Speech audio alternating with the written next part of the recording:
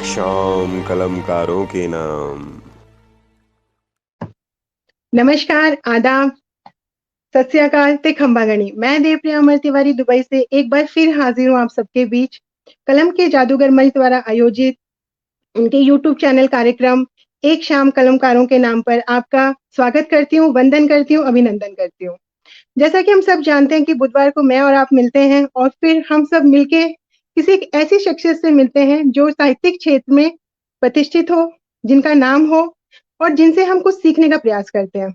तो इसी क्रम में आज हमारे बीच जो आए हैं वो देश के एक युवा नौजवान कलमकार हैं और वो वीर रस के लिए जाने जाते हैं। यूं तो उनकी उम्र आशिकी के बारे में, इश्क के बारे में लिखने की है, लेकिन उन्होंने अपने जिस भाव को चुना है वो है वीर रस। वैसे वो हास्य भी लिखते हैं, लेकिन वीर रस के कारण उनको जाना जाता है, उनकी एक पहचान बनी है।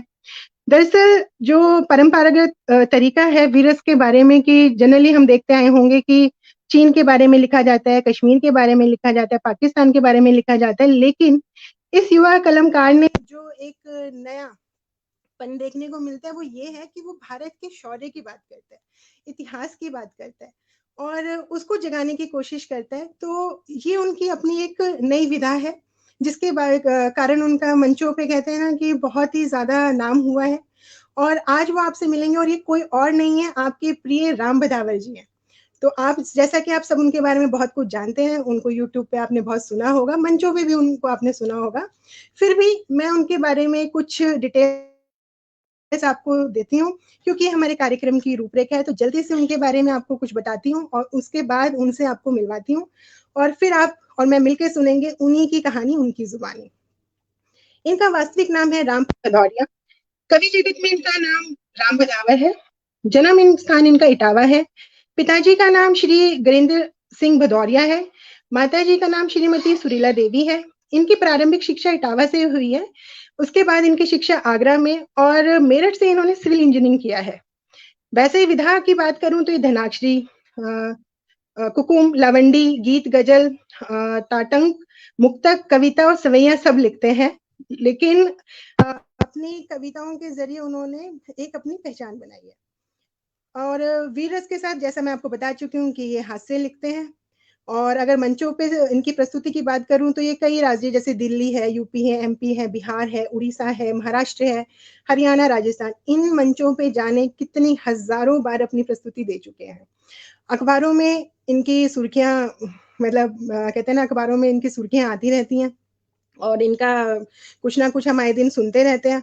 तो अब ज्यादा ना देर करते हुए मैं आप सबके बीच बुलाती हूँ आपके अपने प्रिय राम भदावर जी को। और इनके जो कहते हैं ना कि इनके स्वागत में चार पंक्तियां पढ़ती हूँ तो देखिएगा कि हो चर्चा हर तरफ अब जिनके नाम का, हो रहा है चर्चा अब हर तरफ जिनके नाम का, देखा है जोशे जनू हमने भी उनके काम का।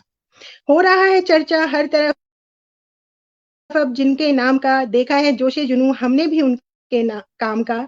चाहता है हर कोई जिनको मिलना और सुनना, चाहता है हर कोई जिनको मिलना और सुनना, स्वागत करती हूँ हम सबके चहेते उस राम का। तो इसी के साथ मैं आपका बहुत बहुत स्वागत करती हूँ राम जी, आप आए मंच पर। आप सभी को बहुत प्रणाम और नमस्कार। और मंच के जादूगर के इस पटल के माध्यम से जो लोग भी मुझे देख सुन पाएंगे या देख सुन रहे हैं उनको भी बहुत सारा सम्मान प्रेषित कर रहा हूँ। बहुत बहुत धन्यवाद, बहुत बहुत आभार, आप हमारे बीच में आए, आपने हमारा आमंत्रण स्वीकार किया, इसके लिए एक बार फिर से आपका स्वागत है, धन्यवाद है। तो कैसे हैं आप, सबसे पहले तो मुझे यही बताएं। मैं जिंदाबाद हूँ। तो मैं वंदे मातरम हूँ। बहुत शुभकामनाएं। तो चलिए, बहुत खूबसूरत। तो आपके अंदाज में ही बताता है कि आप वीर रस के कवि हैं और जो देशभक्ति है वो आपके अंदर बसती है। तो राम, जैसा कि मैं राम जी आपका नाम जब मैं पढ़ती हूँ तो उसमें एक समन्वय है कि वो राम भी हैं, प्रताप भी है, सिंह भी है और भदौरिया भी है। तो कहीं ना कहीं आपके नाम का जो अच्छा है। असर है वो इसलिए आपके व्यक्तित्व पे दिखता है कि उसमें राम का कर्म क्षेत्र है, प्रताप का मतलब कहते हैं ना वीरता का गुण है, और सिंह तो अपने आप में कोई कहने की बात ही नहीं है, और भदौरिया हम सब जानते हैं कि किस प्रजाति से हैं। तो कहीं ना कहीं क्या ऐसा माना जाए कि आपके अंदर आपके नाम का मतलब समन्वय है और आपका व्यक्तित्व उसी का निखार है? भारतीय मनीषा में ये कहा गया है कि शब्द ब्रह्म है, वाणी बुद्धि की देवी माँ सरस्वती और गण के देव गजानन, ये जी दोनों इस पर अपनी असीम अनुकंपा रखते हैं। और शब्द सत्य होता है, जी चाहे वो कल्पना में किया गया हो या फिर वास्तविक वाक्य में बोला गया हो, शब्द घटेगा ही घटेगा इस नियति चराचर सृष्टि में, आज नहीं तो कल, जी लेकिन वो घटेगा जरूर। और शब्दों का जी अपना प्रभाव है, शब्दों की अपनी ऊर्जा है। निश्चित रूप से नामों का प्रभाव पड़ता ही पड़ता है। और अगर आप देखेंगे जी कि पहले समय से लेके अब जो परिवर्तन पाश्चात्य संस्कृति की वजह से या किसी भी कारण से हुए हैं, उनमें जो समाज में खासकर भारतीय मनीषा में नामों का प्रभाव हुआ है, ये जी मानने बिल्कुल योग्य बात तो नहीं है, लेकिन मेरा ये मानना है कि उनके नामों की ऊर्जा भी उनको कहीं ना कहीं प्रभावित करती है। नाम ऐसा होना चाहिए जिससे बड़ी ही बिल्कुल सकारात्मकता बिल्कुल छलके। जी। तो आप तो अपने नाम से कई मतलब गुणों का आह्वान करते हैं और उनको जीते हैं। हाँ तो बिल्कुल, चलिए ये मैं आपसे सबसे पहला प्रश्न जानना चाहूंगी कि आपके लेखन का सफर शुरू कहाँ से होता है? वैसे तो आप अभी बहुत युवा हैं, लेकिन आपने एक पहचान बनाई है, तो ये आपका जो लेखन का सफर है कहाँ से शुरुआत होती है? वो कहा जाता है कि हम जो देखते हैं वही सीखते हैं, जी वातावरण का प्रभाव होता है। मैं जिस जी वातावरण में पला बढ़ा वहां पर ऐसा कुछ साहित्यिक गतिविधियां तो दूर दूर तक नहीं होती थी, यहाँ तक कि कोई अखबार भी नहीं पढ़ता था। बड़ा गांव है जी मेरा, 6,500-7,000 की पॉपुलेशन है, लेकिन उनमें से मुश्किल से 6-7 लोगों के घर पे ही अखबार आया करता था। तो अभाव इस स्तर तक था साहित्य का। लेकिन मेरे बड़े भाई हैं, उनको डायरी लिखने का शौक था, और वो बाकी शायरों की, कवियों की डायरी मेंटेन किया करते थे अपनी। तो वो कुछ समय बाद मेरे हत्थे चढ़ गई और मैंने उसको पढ़ा। फिर वो पढ़ा, अच्छा लगा, ठीक है, फिर वो चलता रहा सब मामला धीरे धीरे। लेकिन स्थिति यहाँ से बनी कि मेरे गांव में रामलीला हुआ करती है, और जी काफी समय से होती है, 50-60 साल पुरानी रामलीला है। तो मैं उसमें अभिनय किया करता था, और बल्कि नहीं क्या, पूरा गांव उसमें अभिनय किया करता था। तो जी उसमें अच्छी बात यह है कि रामलीला में जो संवाद हुआ करते हैं पात्रों के, वो जी खासकर इस उत्तर प्रदेश और बुंदेलखंड के आसपास जो रामलीला हुआ करती हैं, उनमें संवाद के जो छंद हैं वो अधिकांशतः कवितावली तुलसीदास जी की या बिंद महाराज के छंद हैं, या मानस से छंद लिए गए हैं, सवैया हैं, छप्पा हैं, दोआ हैं, सोरठा हैं, घनाक्षरी है, तमाम तरीके के छंद थे जो राम का भी किरदार मैंने किया, लक्ष्मण का भी किया, भरत का भी किया काफी दिनों।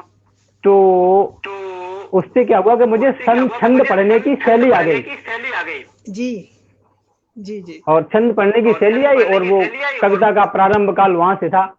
तो फिर वो धीरे धीरे सफर शुरू होता चला गया, होता चला गया, होता चला। एक स्थिति आके ऐसी आई, मुझे लगा कि मुझे भी कुछ लिखना चाहिए।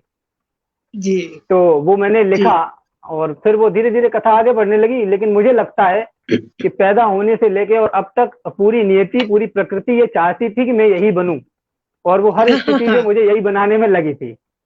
जी बिल्कुल बिल्कुल। तो ये तो हम देख पा रहे हैं, इसीलिए शायद आपने इतनी छोटी उम्र में एक मुकाम हासिल कर लिया है। तो जैसा कि हम सब जानते हैं कि हम किसी जैसे अपने बड़ों को देख के कुछ सीखते हैं, परिवार में भी यही माना जाता है कि तो अगर मैं साहित्यिक परिवार की बात मानूं तो आपके ऊपर, आपके लेखन पे किसका असर है और कौन आपको बहुत प्रभावित करता है? वो कहा जाता है ना कि बाढ़े पूत पिता के कर्मा, खेती उपजे अपने धर्मा। तो जो वर्तमान में मेरे साथ मेरे वरिष्ठ लोग हैं, जो मेरे वरिष्ठ लोग हैं, वो भी काफी प्रभावित करते हैं। लेकिन सबसे ज्यादा प्रभावित जो मुझे करते हैं वो है भूषण। जी और भूषण के साथ साथ मुझे बहुत अधिक प्रभावित करते हैं बिंद महाराज। बिंद जी प्रभावित करते हैं, भूषण प्रभावित करते हैं, दिनकर प्रभावित करते हैं और अद्भुत करते हैं। जी जी और जी जी और बहुत सारे ऐसे लोग हैं जिन्होंने बहुत कुछ अच्छा लिखा है। शिशुपाल सिंह शिशु जी हैं, जिनको संभवतः ही जी बहुत कम लोग जानते होंगे, लेकिन उनका लेखन पढ़ने के बाद आपको ऐसा लगेगा कि अगर दर्शन में कविता होती होगी तो ऐसी होती होगी। तो बहुत सारे लोग हैं, ऐसी इनमें से होती 2-4 होगी जी, चुनिंदा बहुत नाम है जो मुझे खूबसूरत। बहुत ज्यादा प्रभावित करते हैं। जी जी जी जी जी। तो चलिए मैं आपकी कुछ पंक्तियां पढ़ती हूँ। तुम हाँ नवीनी हाँ। पीढ़ियों के सारथी हो जाओगे, थाल पूजा के बनोगे और आरती हो जाओगे, और देश के इतिहास का अगर अंश भर जानोगे जब, हम्म बस उसी हम्म क्षण आप सच्चे भारतीय हो जाओगे। तो आपकी इतनी जी खूबसूरत पंक्तियां, जो कि आपकी एक प्रसिद्ध रचना की भूमिका है, आपने वो पढ़ी थी हाँ। जब, तो मैं ये आपसे मतलब ये लाइनें मुझे तो बहुत पसंद है और मैं इससे बहुत प्रभावित हुई और मैं चाहती हूँ कि आप अपनी वो रचना हमें पढ़ के सुनाएं, जिसकी भूमिका ही इतनी सुंदर है। वो बहुत लंबी है। कुछ अंश सुनाइए, वो हमें कुछ दरअसल, अंश सुना दीजिए। हाँ, वो पूरा खंड काव्य है, लेकिन मैं जी प्रयास करूंगा कि उसकी कुछ एक चीजें जो उस पूरे खंड काव्य में से मुझे पसंद है, और बल्कि अभी तो उसमें काम चल ही रहा है। जी, भगवती की कृपा रही तो वो बहुत जल्दी पूरा होगा। नहीं, अ, हमारी बहुत मैं बहुत आपको सुनाता शुभकामनाएं हैं। हूँ जी कि आप देखें। एक छंद मैं इसमें अभी पढ़ता नहीं हूँ, मैंने काफी अभी कहीं भी नहीं पढ़ा, किसी भी मंच से नहीं पढ़ा, मैं वहां से शुरुआत करना चाहता हूँ। जी जी और वह इसी माँ पद्मावती खंड काव्य का एक हिस्सा बनेगा। आपको अच्छा लगेगा सुन के, और जो साहित्यिक प्रेमी हैं, जो उपमा उपमेय अलंकारों में को जिनको प्रिय हैं, उनको भी मजा आएगा, और जो कविता प्रेमी लोग हैं उन्हें भी अच्छा लगेगा। जी इसमें जी एक जी। शब्द का प्रयोग हुआ है, बारी। बारी। तो एक शब्द का मतलब होता है बारी, मतलब चांस।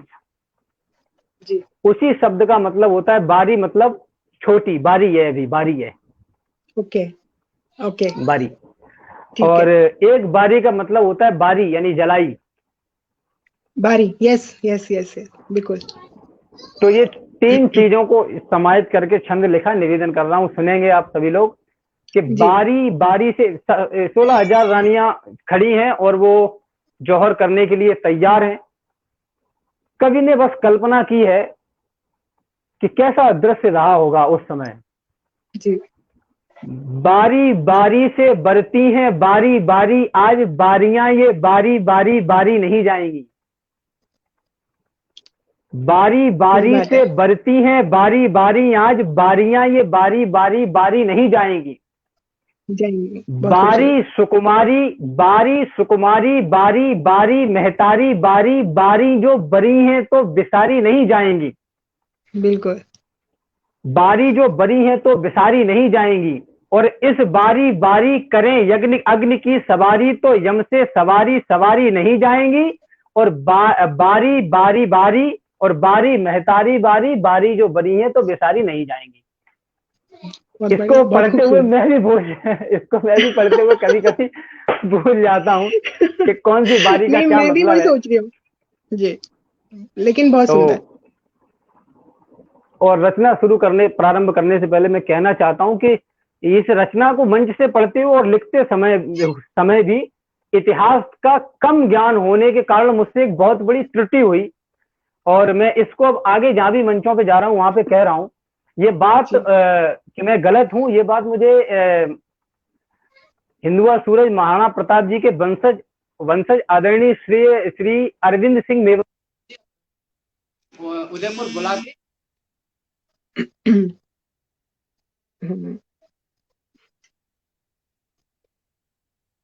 हम्म, हाँ, अरविंद सिंह जी ने मुझे उदयपुर बुला करके बताया कि राम, बाकी तो सब ठीक है, लेकिन ये तुम्हारा यहाँ पे इतिहास की पृष्ठभूमि से गलत है। वो यह था कि कहा गया, इतिहासों में भी कहा गया और कई सारी फिल्मों में भी दिखाया गया कि गोरा और बादल जो है, रावल रतन सिंह को खिलजी जो है वो अपहरण करके दिल्ली ले गया है।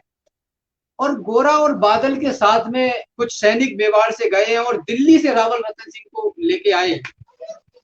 उन्होंने जी बताया कि ऐसा नहीं था, बल्कि सत्य घटना इतिहास तो ये है, क्योंकि उदयपुर माफ करना, चित्तौड़ से दिल्ली की दूरी बहुत कम नहीं है, बहुत ज्यादा है, और उस समय तो कितनी ज्यादा रही होगी। तो उनको अपहरण करके दिल्ली ले जाना, राजस्थान पूरा पार कर जाना, ये असंभव सी बात है। ऐसा नहीं हुआ था, बल्कि जब रावल रतन सिंह खिलजी को दस्तरखान से भोजन समाप्त होने के बाद में बाहर छोड़ने आए, तो चित्तौड़ किले के बाहर ही उसने अपना पड़ाव डाल रखा था, और वहीं पे उसने उनको उसको उठा के ले जाते। पकड़ लिया, बंदी बनाया, अपहरण कर लिया। और किले से कुछ सैनिक निकले और गोरा बादल सहित उनको वापस लेके आए, और गोरा और बादल उसी चित्तौड़ दुर्ग के सामने बलिदान हुए। जी तो इसको जी मैं जी जी। सुधार के तौर पे मैंने आपको बताया। रचना यहाँ से शुरू करता हूँ, जो मुझे थोड़ा शुरू कर देता हूँ, फिर मैं बताता हूँ इसमें मुझे प्रिय अंश मेरा कौन सा है। कि जी रतन सिंह आजाद हुए तो खिलजी खिसियाया था, घर में ही मिली पराजय के कारण वो चिल्लाया था।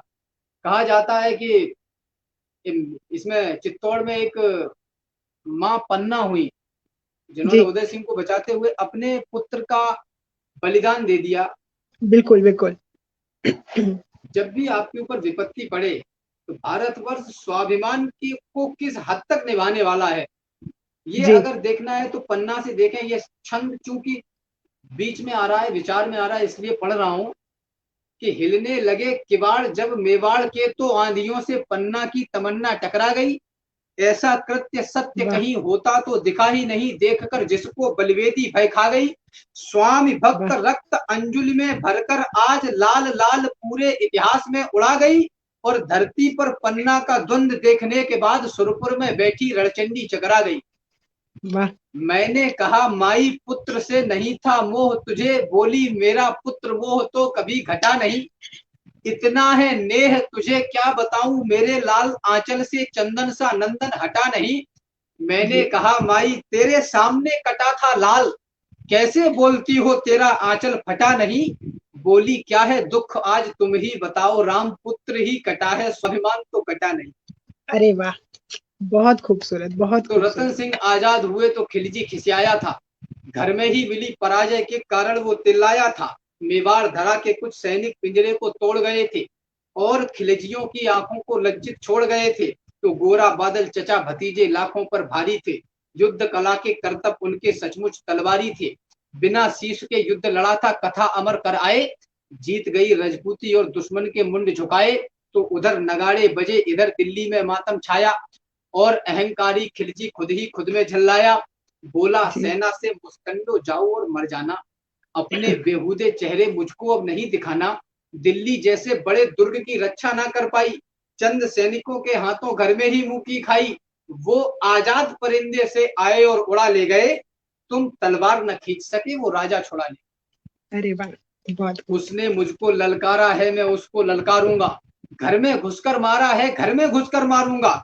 हाथी घोड़े सजवाओ भाले बर्छी उठवा लो, सारी तलवारें तीर कटारी पर धारे रखवा लो। कूच करो चित्तौड़ दुर्ग की घेराबंदी कर दो, जो आंखें पद्मिनी को देखें वो आंखें अंधी कर दो। बूढ़े बच्चे विधवाओं पर रहम नहीं तुम खाना, वीरों से ना जीत सको तो छुपकर तीर चलाना। दबे पांव चित्तौड़ चलो तुम भनक ना हो दुश्मन को, मैं गर्दन से दूर करूंगा रतन सिंह के तन को। तो खिलजी अपनी सेना लेकर पहुंचा उस माटी में, बलिदानी धरती के ऊपर मेवाड़ी घाटी में।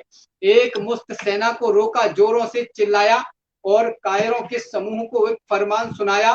बोला सन्मुख दरवाजा तोड़ो आगे घुस जाओ, मेवाड़ी मान पद्मिनी को जी मेरे सन्मुख ले आओ। जो ही सैनिक बड़े वाह सभी का सहसा मन बुलाया, किला नहीं था सन्मुख उनको काल खड़ा दिखलाया।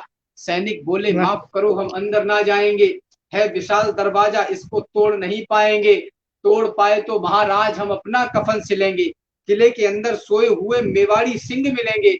सोए जी शेर जगेंगे तो फिर सबकी रूह हिलेगी, कितनी भी तेज भाग लेना पर दिल्ली नहीं मिलेगी। वक्त अभी झुकने का है मेरे आका झुक जाओ, सबकी खैर चाहते हो तो बाहर ही रुक जाओ। रुक जाओ बहुत खूब। और उस किले की विशालता को देखें आप, अभी भी अभी भी जौहर में आदरणीय श्रद्धे श्याम नारायण पांडे जी लिखते हैं जी कि चित्तौड़ दुर्ग देखने को मेरी आंखें प्यासी, विस्मित हो रहा है अभी। उन्होंने जौहर में बड़ा सुंदर लिखा कि थाल सजाकर किसे पूजने कहाँ चले तुम मतवाले, थाल सजाकर किसे पूजने चले प्रात ही मतवाले। इस तरीके की उनकी रचना बहुत पढ़ी जाती है। चित्तौड़ दुर्ग की उस विशालता को देखें तो निश्चित रूप से श्याम नारायण पांडे जी को भुलाया नहीं जा सकता। पंडित नरेंद्र जी मिश्र जी मेवाड़ के जो राजभर कवि हैं, उन्होंने भी बहुत अच्छा काम किया है। बिल्कुल प्रभावित मतलब आनंद आता है उनको पढ़ने में। वो लिखते जी हैं श्याम नारायण जी कि थाल सजाकर किसे पूजने चले प्रात ही मतवाले, कहाँ चले तुम राम नाम का पीताम्बर तन पर डाले, कहाँ चले तुम चंदन अक्षत बगल दबाए मृक्षाला, कहाँ चली यह सजी आरती कहाँ चली जूही माला, ले मुच्च उपवती मकेला कहाँ चले तुम दीवाने, जल से भरा कमंडल लेकर किसे चले तुम नहलाने। तो चित्तौड़ दुर्ग दुर्गों का राजा अंबर सी ऊंचा, पैदल घूमे तो उम्र गुजर जाए इतनी लंबाई, लंबाई से भी विशाल थी रावल की प्रभुताई, प्रभुताई से बहुत कठिन थी पद्मिनी की ठकुराई, और ठकुराई के आगे खिलजी विवश दिखाई पड़ता। किला बेध लेने वाली वह नित्य नीतियां गढ़ता, किंतु किले की उस दृढ़ता का वाह वाह क्या कहना। 8 माह तक रेत छानती रही खिलजिया सेना, तो दीवार दुर्ग की ददक रही थी दंगल के जंगल में, और दुष्ट दारुण दुख पाते मेवाड़ी मंगल में। जिधर देखते थे केवल बस रेत दिखाई पड़ता, सम्मुख किला किले सम्मुख रणखेत दिखाई पड़ता। सुनो सहस्त्रों शंकर का सम्मान किले के ऊपर, और एकलिंग महादेव वरदान किले के ऊपर। किला किलेश्वर क्या कमाल था, कुशल कमान वही था। किला किला था केवल किला, किले का नाम नहीं था। तो गुप्तचरों ने देखा और राणा रावल से बोले, पहले सांस संभाली और फिर धीरे से मुंह खोले। बोले, हुकुम। किले के बाहर काले घन छाए हैं, खिलजी के कायर सियार द्वारे तक चढ़ाए हैं। खिलजी की सारी सेना है थोड़ी दूर किले से, उस रोज खबरिए रतन सिंह के उतरी रही गले से। थे महान बलवान किंतु दिल में खलबली मची थी, उस दिन रावल को सचमुच गोरा की कमी खली थी, उस दिन रावल को गोरा बादल की कमी खली थी। एक प्रश्न चिन्ह लगा, इसको मैं अंकित करता हूँ हर जगह जहां भी ये रचना पढ़ता हूँ जी, कि दाना पानी खत्म हो गया तो लड़ने के लिए आए। आश्चर्य का विषय ये है कि जिस सेना का राजा, जिस सेना का नेतृत्व अपहरण कर लिया गया हो जी, वो सेना किले से बाहर निकले, और कुछ ही संख्या में, बहुत कम संख्या में निकले, और 7 लाख की घेराबंदी में से अपने राजा को छुड़ा के वापस ले आए। वो निश्चित रूप से 8 महीने तक अपनी दरवाजे पर दुश्मन की प्रतीक्षा तो नहीं करेगी। प्रतीक्षा से मेरा तात्पर्य सहन नहीं करेगी, उसको इतने दिन तक तो नहीं झेलेगी। ऐसा नहीं कि सूर्य चमकना अपना छोड़ गए थे, ऐसा नहीं वो लड़ मरने का सपना तोड़ गए, ऐसा नहीं कि शेर मांद में छुपकर बैठ गए थे, ऐसा नहीं शत्रु के भय से चुपकर बैठ गए थे, ऐसा नहीं शत्रु सेना का पहरा सख्त हुआ था, ऐसा नहीं कि ठकुराई का ठंडा रक्त हुआ था, ऐसा नहीं कि राजपूताने में रणवीर नहीं थे, ऐसा नहीं कि रावल के तरकश में तीर नहीं थे, ऐसा नहीं कि उनकी तलवारों पर धार नहीं थी, ऐसा नहीं कि मेवाड़ी मिट्टी खुददार नहीं थी। और मुझे प्रिय पंक्तियां हैं ये कि केवल एक यही भय था जो उनको रोक रहा था, मानवता का रक्त बहेगा ये डर टोक रहा था। पर्वत और युद्ध के किस्से और वैश्या का मुख, ये तीनों समुचित दूरी से ही देते सुंदर सुख। कथा युद्ध की सुनने में रमणीक लगा करती है, मगर समरथल में शौणित की धार बहा करती है। बच्चे अनाथ होते हैं, बहुएं विधवा हो जाती हैं, तभी युद्ध की असली सूरत मित्र नजर आती है।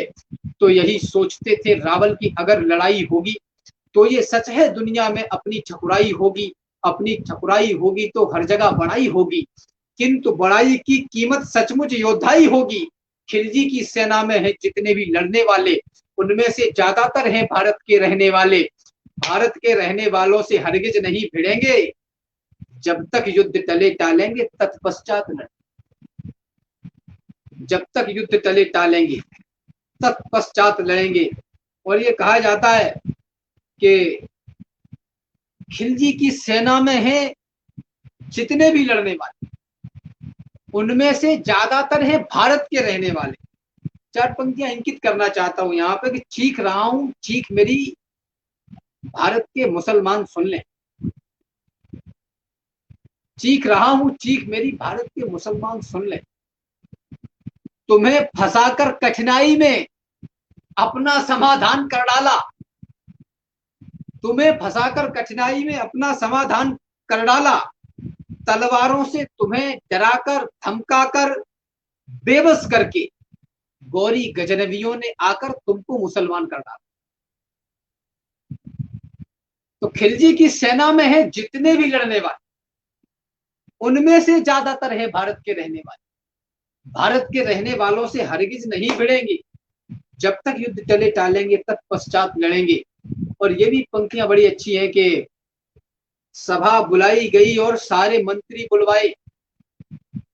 हम लोगों में एक प्रायः कमी देखी जाती है कि जब विपरीत परिस्थितियां आए तो हम आकुल व्याकुल होकर स्वयं ही निर्णय ले लेते हैं। सभा बुलाई गई और सारे मंत्री बुलवाए, सच्चे महारथी और योद्धा भी दरबार में आए। कोई कहे शत्रु सन्मुख है रावल देर न करना, और पड़ोसी राजाओं के लिए टेर मत करना। है सच्चा सूरवीर वही जो मारे या मरता है, कितने भी स्वान सिंह घेरे पर सिंह नहीं डरता है। मृत्यु वो नहीं जो हमको अपने संग लेकर जाए। आज दुनिया के तमाम हिस्सों में जो कुछ भी हो रहा है, लोग भाग रहे हैं, उनसे कहना चाहता हूं, मृत्यु वो नहीं जो हमको अपने संग लेकर जाए। मृत्यु वो नहीं जो शरीर से प्राण अलग कर जाए। मृत्यु वो नहीं जो भय का कोई उन्माद उठाए। मृत्यु वो नहीं जो जीवन जीने में आड़े आए। मृत्यु तभी जब कहीं हमारा स्वाभिमान मर जाए। मृत्यु तभी जब हम विपरीत परिस्थिति से डर जाएं। राजन क्षमा मगर कहता हूं कौन मृत्यु होती है। शत्रु अगर ललकारे तो फिर मौन मृत्यु होती है। और योद्धा की तलवार समर में चमत्कार करती है, तो मौत खड़ी होकर फिर उसका इंतजार करती है। बहुत तो खूब। रावल बोले, चट्टानी योद्धाओं शस्त्र संभालो, करो भुजाली गर्म और फिर दोहरी धार लगा लो। माना दुश्मन अधिक और हम सब संख्या में कम है, किंतु विजय या वीर गति चुन लेने में क्या गम है। ये सौभाग्य पूरे विश्व में केवल बलिदानी को ही प्राप्त है कि वो स्वयं की अंतिम यात्रा में शामिल हो सकता है। बहुत खूब। और ये सौभाग्य भगवती किसी को नहीं देती। सही बात है, बिल्कुल सही। रावल बोले, चट्टानी योद्धाओं शस्त्र संभालो, करो भुजाली गर्म और फिर दोहरी धार लगा लो। माना दुश्मन अधिक और हम सब संख्या में कम है, किंतु विजय या वीर गति चुन लेने में क्या गम है। चलो खिलजियों की अंतिम अरदास मिटाकर आए, चलो समर में योद्धाई की आग लगाकर आए, चलो समंदर में चलकर तूफानों से टकराएं, चलो उन्हें योद्धाई वाला खेल खिलाकर आए, चलो बता दे उन्हें युद्ध कैसे जीते जाते हैं। 7 लाख से कुछ हजार किस दम पर टकराते हैं। बहुत खूब। आज पुकारा मातृभूमि ने, आज दिवस आया है, आज कृपा है महाकाल की क्या अद्भुत माया है। आज देवगण हर्षित होकर हमको देख रहे हैं और स्वर्ग से सुमन हमारे ऊपर फेंक रहे हैं। आज कालिका और दुर्गा का आशीर्वाद मिला है, जन्मभूमि की रक्षा वाला आज प्रसाद मिला है। इन कृपा सुमन और आशीषों को व्यर्थ न जाने देना, जीते जी तुम स्वाभिमान पर आंच ना आने देना। याद रहे जीते जी दुश्मन अंदर ना घुस पाए और प्रतिष्ठित आन बान पर दाग नहीं लग पाए। याद रहे कि उस योद्धा का मान हुआ करता है जो मातृभूमि की रक्षा में बलिदान हुआ करता है। मृत्यु अगर हो तो ऐसी कि अंबर पुष्प गिराए, और वीर गति हो तो ऐसी इतिहास अमर हो जाए। बहुत खूब, बहुत सुंदर, बहुत सुंदर। पहले कफन बांध लो सर पे फिर भगवा बंधवाओ, इस जीवन की महाकाल को अंतिम भेंट चढ़ाओ। अंतिम बार नमन कर लेना वीरो इस माटी को, अंतिम बार नमन करना बलिदानी परिपाटी को। अंतिम बार भवानी के चरणों में भाल झुका लो, अंतिम बार सभी रिश्तेदारों को गले लगा लो। अंतिम बार करो आवाहन एकलिंग स्वामी का, अंतिम बार करो दर्शन चित्तौड़ दुर्ग नामी का। अंतिम बार एक दूजे को दे लो आज बधाई, अंतिम बार अंत तक लड़नी होगी तुम्हें लड़ाई। तो सब कुछ अंत हुआ था पर उसको अनंत कर डाला, पाषाणी पतझड़ को झटके में बसंत कर डाला। मेवाड़ी दल संख्या में कम किंतु हौसले बागी, एक तरफ से लगन सभी को वीर गति की लागी।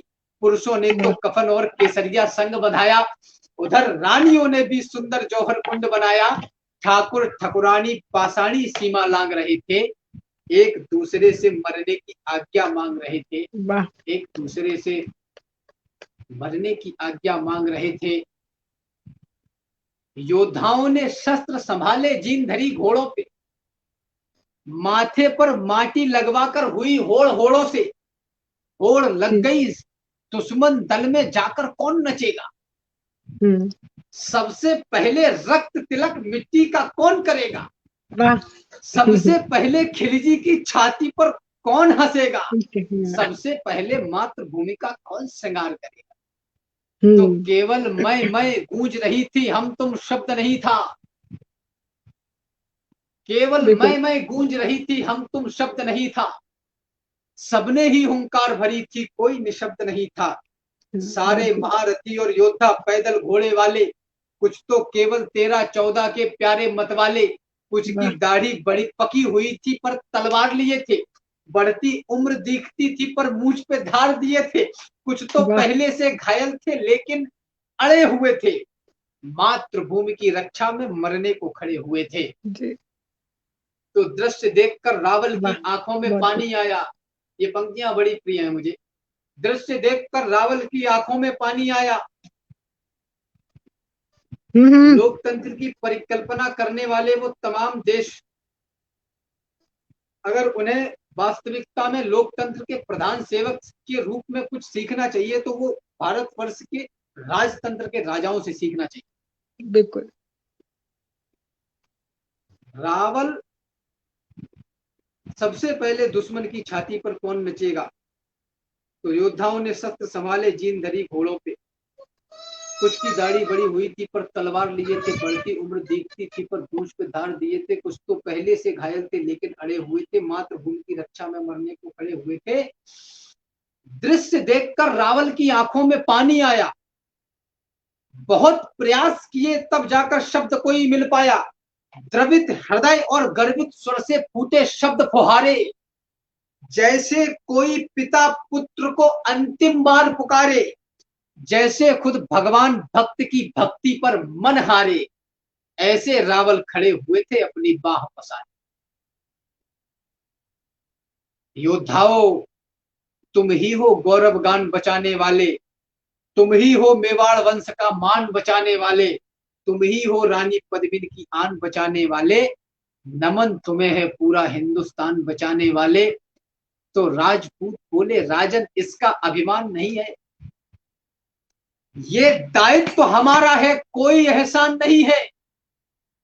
अक्सर लोग भारतवर्ष में खासकर राजनेता कह देते हैं कि ये मेरे शासन काल में हुआ, हमारी सरकार आई तो हम ऐसा करेंगे। अरे पट्ठो, तुम्हारी शासन या तुम्हारा सरकार नहीं, तुम्हारा सेवा काल है। ये भावना जिस दिन निकल जाएगी उस दिन लोग भारतवर्ष की उन्नति और तरक्की का सारे रास्ते अपने आप खुल जाएंगे। अभी तो वो स्वयं को समझ रहे हैं ना कि हमारा शासन आएगा, हम राजा बनेंगे। तो तब के राजा भी प्रजा को जैसे कोई पिता पुत्र को अंतिम बार पुकारे। जी जी। राजपूत बोले, राजन इसका अभिमान नहीं है, ये दायित्व तो हमारा है, कोई एहसान नहीं है। मातृभूमि है माई तो माई के लिए लड़ेंगे, जिसमें खेले हैं उस अंगनाई के लिए लड़ेंगे, सत्य सनातनता की ऊंचाई के लिए लड़ेंगे, अटल राष्ट्र भारत की प्रभुताई के लिए लड़ेंगे, किसी और के लिए नहीं, भाई के लिए लड़ेंगे, जग में भरत वंश की ठकुराई के लिए लड़ेंगे। बिल्कुल, बहुत बढ़िया। तो फाटक खुले, किले भीतर से लावा फूट पड़ा था और खिलजियों पर भूखे सिंहों सा टूट पड़ा था। भारतवर्ष में खासकर काव्य साहित्य में, काव्य में बहुत सारे युद्धों का वर्णन हुआ है और बहुत अच्छा हुआ है। रामकिशोर तिवारी जी लिखते हैं कि था तन की नगरी में चेतक, था मन की नगरी में चेतक, चेतक का खौफ बड़ा इतना घुस गया खोपड़ी में चेतक। तो युद्धों का वर्णन है, वो इधर डूबता था चेतक तो उधर दिखाई देता था। अजय अंजाम जी लिखते हैं बहुत सारे युद्धों का वर्णन किया है, तो मैंने बहुत संकेतिक युद्ध का वर्णन किया है, सुनाता हूँ कि फाटक खुले, किले भीतर से लावा फूट पड़ा था और खिलजियों पर भूखे सिंहों सा टूट पड़ा था। पद चापों से उड़ी धूल धरती को गगन बनाती, मातृभूमि की रक्षा का क्या अनुपम दृश्य दिखाती। हर हर महादेव की ध्वनि से गुंजित हुई दिशाएं, तभी अग्नि की तेज लपट से चलने लगी हवाएं। बढ़े काल से हाथ मिलाने, सिर पर कफन लपेटे, आज चले आखेट खेलने एक लिंग के बेटे। तो आसमान विष बने हुए बाणों को उगल रहा था और काल भी तीव्र गति से जीवन निगल रहा था। योद्धा अपनी योद्धाई का कर्तव्य दिखा रहे थे, माटी और लाल होवे सुशोणित मिला रहे थे। उस रोज दामिनी भाले के नोकों से खेल रही थी और कालिका स्वयं स्वर्ग से रक्त उड़ेल रही थी, और कालिका स्वयं स्वर्ग से रक्त उड़ेल रही थी। तो स्वाभिमान की एक कथा रणमध्य गढ़ी जाती है, इधर किले के भीतर भी एक जंग लड़ी जाती है। वो तमाम भारतवर्ष की नहीं बल्कि मैं तो कहूंगा अभी तो पूरे विश्व की वो तमाम मातृशक्ति लड़कियां बेटियां, ये 4-6 पंक्तियां मेरी सुने कि रूप यौवन पे इतराने वाली यौवनाओं, किसी भी देश में युद्ध हो, किसी भी देश पे आक्रमण हो, किसी भी देश पे आपदा आए, हमेशा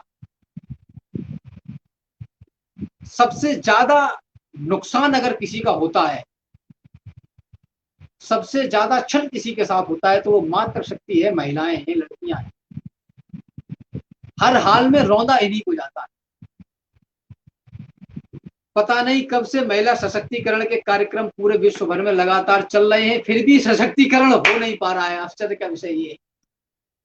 कारण वह नहीं है, कारण बिल्कुल वह सही है बात है। कि जिस पे कंधोनी भी ना हो, करधनी भी ना हो, जिस बच्चे के, उसको कहां तक सजाया जाए। जी ये हमारे गांव बिल्कुल। देहात में कहावत होती है।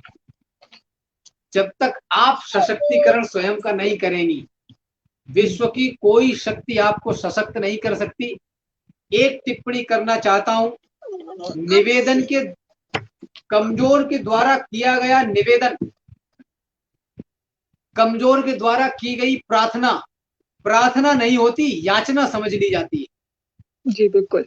जब तक भगवान श्री रामचंद्र जी याचक के रूप में कमजोर बन के समुद्र के सामने प्रार्थना करते रहे, तब तक समंदर उनकी प्रार्थना को याचना समझता रहा।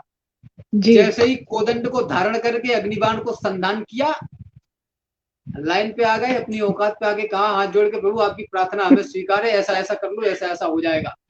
बिल्कुल सही बात है। रूप यौवन पे इतराने वाली यौवनाओं,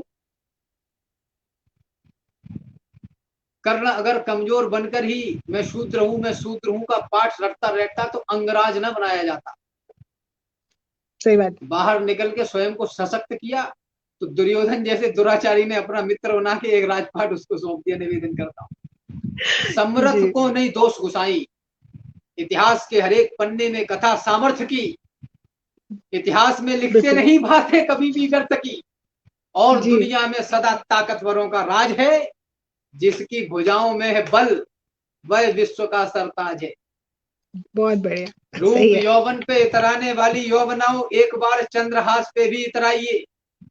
काली सी घटा के उपमान जो हुए हैं केस, एक बार इनमें से क्रोध बरसाइए। जी एक बार फूल को बनाइएगा शूल, और कोमल शरीर की कठोरता दिखाइए। बेटियों कलाइयों जी से चूड़ियां उतार कर एक बार लोहे के कंगन खनकाइए। वाह, बहुत खूबसूरत। बेटियों कलाइयों से चूड़ियां उतार कर एक बार लोहे के कंगन खनकाइए। तो स्वाभिमान की एक कथा रणमध्य गढ़ी जाती है। इधर किले के भीतर भी एक जंग लड़ी जाती है। शाका उधर इधर जौहर, क्या तालमेल अलबेला। मातृभूमि की रक्षा में क्या हुआ खेल अलबेला। स्नान ध्यान के बाद हाथ जब एक लिंग के जोड़े, तो लगी भवानी जब पहने थे लाल रंग के जोड़े। लाल रंग जी के जोड़ों संग सारे श्रृंगार किए थे। वो सारे श्रृंगार मात ने अंतिम बार किए थे। और इसको भी सुने, बिलिया, कुमकुम, रोली, चोड़ी, पायल, काजल, सिंदूर, ये सब श्रृंगार रस के उपमान हैं, श्रृंगार के प्रतीक हैं। लेकिन निवेदन करना चाहता हूं, उन प्रतीकों का ओझ में किस प्रकार से प्रयोग हो सकता है, मैं किस हद तक कर पाया हूं, ये तो बात का विषय है। लेकिन निवेदन करता हूं, लगी भवानी जब पहने थे लाल रंग के जोड़े, तो लाल रंग के जोड़ों संग सारे श्रृंगार किए थे। वो सारे श्रृंगार माता ने अंतिम बार किए थे। पहला जी श्रृंगार आंख में जब काजल की धार लगाई, तो अश्रु छलक ना पड़े तभी लक्ष्मण रेखा बनवाई। जी दूजा बहुत खूब। श्रृंगार भाल पर माने जब बिंदी को धारा, ऐसा लगा मात ने मस्तक पर दिनकर अवतारा। तीजा वाह श्रृंगार होठ पर माने लाली को लगवाया, अंगारों से अधर हो गए अग्निकुंड दहकाया। चौथा श्रृंगार बहुत खूब। मात पद्मिनी का आज विश्व ने देखा, जब मां ने माथे पर डाली स्वाभिमान की रेखा। बहुत खूब बहुत खूब। श्रृंगार पांचवा हाथों की मेहंदी से बोल रहा था, स्वाभिमान का रंग नई पीढ़ी में घोल रहा था। ये श्रृंगार नहीं, आपके दायित्व हैं। जी बिल्कुल। श्रृंगार पांचवा हाथों की मेहंदी से बोल रहा था, स्वाभिमान का रंग नई पीढ़ी में घोल रहा था। छठवां श्रृंगार कर्ण कुंडल मनमाने लटक रहे थे, जैसे कोई देशभक्त दीवाने लटक रहे थे। श्रृंगार 7वां नथनी क्या मर्यादा धार रही थी, उसके आगे पवित्रता भी खुद को हार रही थी। श्रृंगार 8वां स्वाभिमान की रेखा ढांक रहा था और मर्यादा के दर्शन को बाहर झांक रहा था। 9वां श्रृंगार मात पद्मिनी के नवरात्र पूर्ण करता है। जब बाजू बंद भवानी की दोनों भुजाएं बरता है। 10वां दिग्गजों दिगंतों की ललकारे भरी जवानी। रजपूती कंगन ऊपर से पहने स्वयं भवानी। वाह वाह वाह वाह, बहुत खूब। 10वां दिग्गजों दिगंतों की ललकारे भरी जवानी। रजपूती कंगन ऊपर से पहने स्वयं भवानी। सजी पद्मिनी माता संग 16,000 दीवानी। तभी हवाएं लगी बोलने जय जय माता भवानी। चली आज अलौकिक ढंग से चित्तौड़ी ठकुरानी। चली आज अलौकिक ढंग से चित्तौड़ी ठकुरानी। चली अमरता को पाने दीवानों की दीवानी। चली चला चित्तौड़ चला मेवाड़ चली जब सतियां। हे अग्निदेव स्वीकार करो 16,000 आहुतियां। अब तक रण में। तो ये आपकी बहुत ही खूबसूरत रचना जो कि आपने माता पद्मावती को समर्पित की है और जो रतन रावल है उनके शौर्य को समर्पित की है और सभी का शौर्य आप सुनाते हैं, ये बहुत ही सुंदर है। इसके आगे हम बढ़ते हैं और मैं अब आपसे जानना चाहूंगी कि मैं जब भी आपको देखती हूँ मंच पे या मैं आपसे बात भी करती हूँ तो मुझे लगता है कि आप में आधुनिकता और हमारी जो संस्कृति का समन्वय दिखता है मुझको कि और मतलब ये ऐसा जो मतलब आपको देखें आपका स्टाइल है वो कहीं ना कहीं वेस्टर्न है और लेकिन आपके अंदर जो मन को देखें तो लगता है कि भाई ये तो प्रॉपर इंडियन है। आप भारतीय संस्कृति की बात करते हैं लेकिन योगा के साथ मतलब जिम भी करते हैं, है ना। आपका हेयर स्टाइल मतलब पुराने उससे भी जुड़ते हैं और कहीं ना कहीं आधुनिकता के उसमें भी आप जब उसका स्टाइल बनाते हैं तो दोनों का समन्वय है। तो क्या ऐसा मानना उचित होगा कि आपने हमारी मतलब संस्कृति को धारते हुए आधुनिकता को भी अपना लिया है और क्या ये आवश्यक है आज के दौर के लिए? ये जो शब्द है सनातन, ये बहुत बड़ा और विस्तारवान है। जी। भगवान श्री कृष्ण कुरुक्षेत्र मैदान में पार्थ से कह रहे हैं कि पार्थ जीवन संतुलन का नाम है। हाँ कुछ जी जी बहुत अधिक बिल्कुल सही बात। तब भी जीवन नहीं रहेगा और कुछ नहीं करोगे तब भी जीवन नहीं रहेगा। जी तो जी जी जी जीवन का नाम ही संतुलन है। आज के बहुत परिवेश से खूबसूरत। आप कितना भी चार दीवारी में बंद कर लें, स्वयं को जी देश और दुनिया से नहीं कर सकते। बिल्कुल मान बिल्कुल के चलिए बिल्कुल एक वेस्टर्न स्टाइल है या पाश्चात्य स्टाइल है, पैंट या टी शर्ट या बाल बड़े हैं या इधर उधर कटे इस तरीके से, ये सब कहा जाता है कि वेस्टर्न स्टाइल है। ऐसा कैसे हो सकता है? मैं पुरातन काल के राजाओं महाराजाओं की जब कृतियां देखता हूँ, उनकी छवियां देखता हूँ, तो उनकी भी अलग अलग स्टाइल की दाढ़ियां थी, उनकी अलग अलग स्टाइल। तो मनुष्य स्वयं को सजाए संवारे ये उसकी प्रवृत्ति में है। जी जी बिल्कुल ठीक, बहुत सही। मुझे नहीं लगता कि किसी की वेशभूषा उसको आधुनिक बनाती है। बिल्कुल नहीं है। आपके विचार, आपकी विचार शक्ति, आपका ज्ञान, और वो भी जो कंठ में बैठा है, किताबों में लिखा है, वो तो गूगल को भी पता है, जो यहाँ दे रहा है, वो आपको आधुनिक बनाता है। आपकी आपको आधुनिक बनाती है कि आपने परिवर्तन तो होगा, ये दुनिया में संसार का दुनिया जानती है और ये होकर रहेगा। इसकी आपके जीवन में स्वीकार्यता कितनी है, ये आपको आधुनिक बनाता है। बिल्कुल बिल्कुल सही बात है। नहीं कुछ भी सही, तो मैं प्रयास करता हूँ कि तालमेल बना रहे, ताकि इंजीनियरिंग करने वाला लड़का भी देखे तो उसको लगे कि नहीं ये तो मेरे जैसा है, और अगर कुछ संत उसको लगे कि नहीं ये तो मेरे जैसा है। मैं जो बात करूँगा तो उसको वो दोनों सुनेंगे, और सुनेंगे तो समझेंगे। जब कोई सुनना ही नहीं चाहेगा तो फिर आपका मैसेज डिलीवर नहीं होगा लोगों का। बस इतनी सी बात है कि मैं आधा तीतर आधा बटेर बन गया।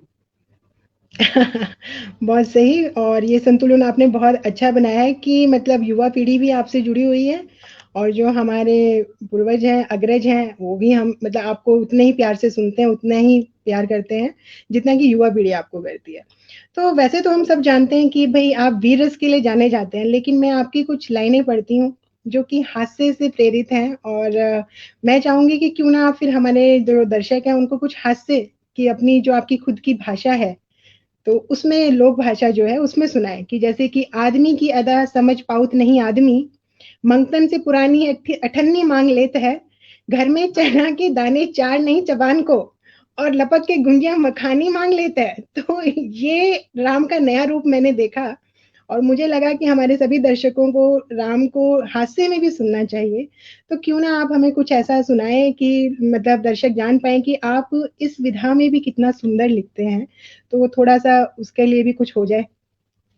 दरअसल बात हास्य की नहीं है। मेरी हुँ, चिंता का हुँ। विषय मात्र था कि भारतीय साहित्य में, हिंदी के भी साहित्य में, हिंदी के साहित्य में, जी, चाहे वो जी। अवधी हो, अवधी का बहुत बड़ा साहित्य है। बाबा गोस्वामी जी, जी। तुलसीदास बड़ा काम कर दिया है, तो उसकी जी। बराबरी कल्पना करना ही अपने आप में व्यर्थ। हाँ, हाँ, हाँ, उन्हें नहीं, बिल्कुल। उतना भविष्य हो गया। ब्रज जी, ब्रज भाषा के पास बहुत सारा साहित्य है, सूरदास, नरोत्तम दास, बहुत सारे लोगों ने ब्रज के लिए, ब्रज साहित्य के लिए काम किया। बुंदेलखंड का जी, इतना बुंदेलखंडी बोली का इतना बड़ा विशाल साहित्य है। भूषण बिंद जी। और ये सब लोग हैं, लाल कवि हुए, गोविंददास विनीत हुए। गोविंददास विनीत जी ने तो बहुत सुंदर एक खत लिखा, मुझे याद आ रहा है, पढ़ना चाहता हूँ उसको। एक संज्ञा में संवाद, वो तमाम तरीके की रामायण लिखी थी, उनमें से किसी एक रामायण में प्रसंग आता है कि एक राजा को बचाते हुए भगवान राम और हनुमान जी आमने सामने आए। हनुमान जी बचाना चाहते थे, राम मारना चाहते थे। तो हुआ ये कि राम जी तो बाण चला रहे थे और भगवान बजरंगबली उनसे लड़ तो नहीं रहे थे, राम नाम का जाप कर रहे थे। जो कीर्तन की आवाज थी उससे उनके बाण विफल हो रहे थे। ये देख के लक्ष्मण जी ने बाण चलाया, जो बजरंगबली लगा और मूर्छित राम जी हो गए। तो गोविंददास विनीत बुंदेलखंडी के बहुत शानदार है। उन्होंने, गोविंद दादा ने लिखा कि देखा सारथी ने रघुवीर रथी मूर्छित है, सारथी सभी वेग लक्ष्मण से भागो है। सुनायो संवाद भगवान भूमिगामी भये, क्रोधित अनंत ने तुरंत रथ त्यागो है। पहुंचे विनीत बजरंग पे न पायो, शस्त्र वक्ष भंग देख दृग अम्ब अनुरागो है। और कपि हाँ, के हाँ। हिये में बांधे रघुवंश भान के हिये में बाण डाले। बहुत बढ़िया, बहुत खूबसूरत, बहुत खूबसूरत। का बड़ा साहित्य है, विंध्य भाषा का बड़ा साहित्य है। और जी, दक्षिण की तमाम जितनी भी भाषाएं हैं, तेलुगु, कन्नड़, उड़िया, उन सब में बहुत कुछ लिखा गया है। बल्कि जी। यहाँ लिखा गया है, मैं उनका नाम भी भूल रहा हूँ, कवि का नाम भी भूल रहा हूँ और उनकी रचना का नाम भी भूल रहा हूँ। उसको बड़ी सुंदर रचना है, उन्होंने लिखा, सीधे सीधे पढ़ो तो रामायण और उल्टे उल्टे पढ़ो तो महाभारत। जी। काम हुआ है। तो मुझे लगा कि मुझे मेरी बोली में भी थोड़ा बहुत काम करना चाहिए। हम जी। चंबल के किनारे, आगरा से ग्वालियर के बीच में जो चंबल बहती है, उस चंबल के किनारे किनारे बीहड़ में बसा हुआ क्षेत्र है, जिसको भदावर क्षेत्र कहा जाता है। आधा जिला आगरे में आता है, आधा इटावा में आता है, आधा उत्तर प्रदेश में आता है, आधा मध्य प्रदेश में आता है। तो वहां भदावर जाती है, तो मुझे लगा कि ये मुझे करना चाहिए। तो चूंकि जो माहौल मेरे यहाँ का है, वीरता, जी। शौर्य, पराक्रम तो मैं पढ़ता ही हूँ, लेकिन गांव के अपने चुटकीले अंदाज होते हैं और सबकी मस्ती होती है, तो मैंने उसी को पिरोने का प्रयास किया। और मैंने जी। वहां से पढ़ा के मंचों से ये पढ़ा, एक छंद आपने सुनाया और मैं आपको सुनाता हूँ कि जब नव वधू घर में आती है, तो क्योंकि उसके मायके वालों को कोई बैकवर्ड ना समझे, इसलिए वो स्वयं को फॉरवर्ड दिखाना चाहती है। तो मैंने जी। लिखा कि आज बर्तन जे हाथ भये कारे खूब खूब, नंदों से बोली जे कटोरिया का होते, और जीवन भर गोबर के कन्या बनात रही, देवर से बोली जे थुरिया का होते। थुरिया मतलब भैंस का बच्चा, जी, जी, जी, थुरिया जी। का। और बम्बा में नहाए नहाए सपने में बोरा भाई, साजन से बोली जे फुरिया का होते। और माई करिया चरात रही, सासुरे में बोली जे चिड़िया का होते। होती है। बहुत सुंदर। और कहा कि न तो आगे नाथ है न पीछे है, पगा बिन के बिनको का भरोसो बे, हाँ करें कि ना करें। हम्म, कामों में होता क्या है कि कहावत के माध्यम से बात ज्यादा कही जाती जी। है कि न नौमन तेल होएगो न राधा नाचे, राधा नाचे। जी बिल्कुल। जेब में नहीं जाने अम्मा जी बताने। इस प्रकार से लोक लालित्य जी में, जी कहावतों में, उक्तियों में अपनी बात ज्यादा कही जाती है। तो हमने कहा कि न तो आगे नाथ है न पीछे है, पगा बिन के बिनको का भरोसो बे, हाँ करें कि ना करें। और सही बात। दुनिया की संपत्ति को छाती पे तो धत्तुनाई, सो बिन के कुतकाते काय को जमा करें। और उनके झरपटा में धोखे तो अयो मत छोड़ेंगे नाई वे, बिना नमो नमा करें। साड़न की हम्म, सिरदन की साड़न की रणमन सड़मन की कजू, ठीक है कि क्या करें। कागज। बहुत बढ़िया, बहुत बढ़िया। ये सब अच्छा काम होता है और मैं अच्छा काम इसमें मुझे लगता है कि मैं कर रहा हूँ आगे चल के। और मेरी उपलब्धि ये है, हालांकि मैं इस प्रकार के कसीदे नहीं बोलता हूँ, लेकिन उपलब्धि ये है कि अब लोग इंटरनेट पे ढूंढने लगे हैं भदावरी बोली, भदावरी छंद। आह, वाह वाह वाह वाह। तो तो ये अपने आप में अपनी उपलब्धि है, आप बिल्कुल सही है, जब कोई चीज विधा आपके नाम पे आ जाए। जी, बहुत सुंदर, बहुत ही बढ़िया। तो अब एक और सवाल जो मुझे जब मैं आपके बारे में जानना शुरू किया तो ये लगा कि भाई पहली चीज, आपकी उम्र इश्क लिखने की है, प्रेम लिखने की है, तो कहीं न कहीं आपने वीर रस को क्यों चुना? पहली चीज़। दूसरा, आपका सिविल इंजीनियरिंग आपने की है, तो फिर इतिहास में आपका इतना रुझान और इतनी पकड़ कैसे हो गई? ये दो बातें हैं। हुँ, पहली बात ये कि मेरी उम्र जो है वो प्रेम लिखने की है। तो ये दुनिया भर के तमाम लोगों को समझना चाहिए कि प्रेम दर्शन का विषय है, प्रदर्शन का विषय नहीं है। वाह! बहुत प्रेम खूब। का विषय नहीं है, दिल का विषय है, बिल्कुल, पहली। सही बात। दूसरी चीज ये कि युवा अवस्था में उस हाल में कैसे प्रेम को गाया जाए। मैं नहीं, मैं मानता हूँ और सब दुनिया मानती हुँ, है, पूरी प्रकृति ये भी इसको मानती है कि प्रेम के बिना जीवन की कल्पना नहीं है।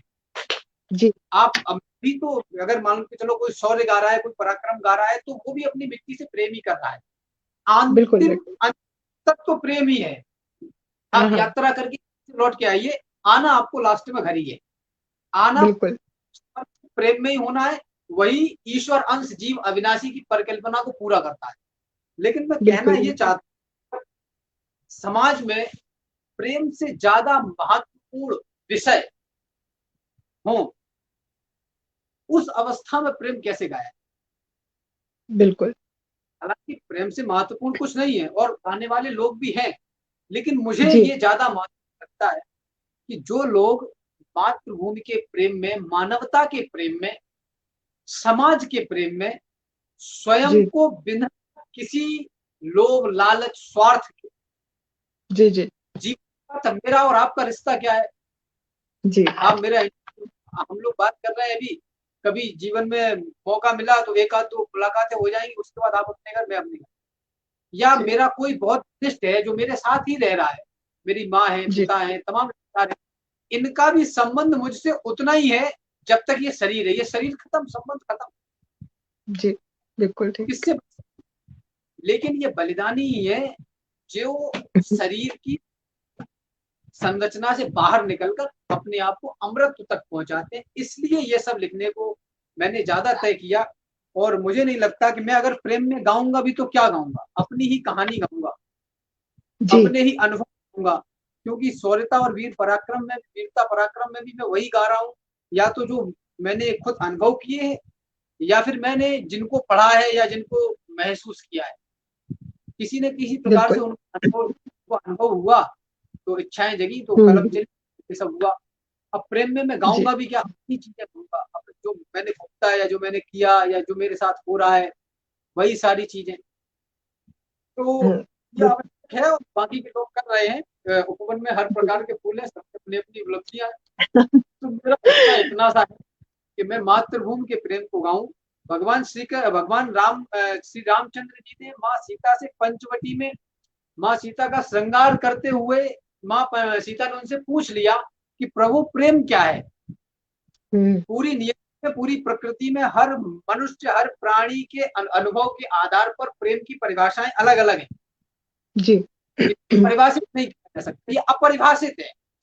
जी तो भगवान, ईश्वर इसकी क्या परिभाषा दे रहे हैं? राधेश्याम तिवारी जी ने बहुत अच्छा कुछ लिखा है, मुझे वो छंद याद नहीं आ रहे, लेकिन उसका भाव मैं आपको बताता हूँ।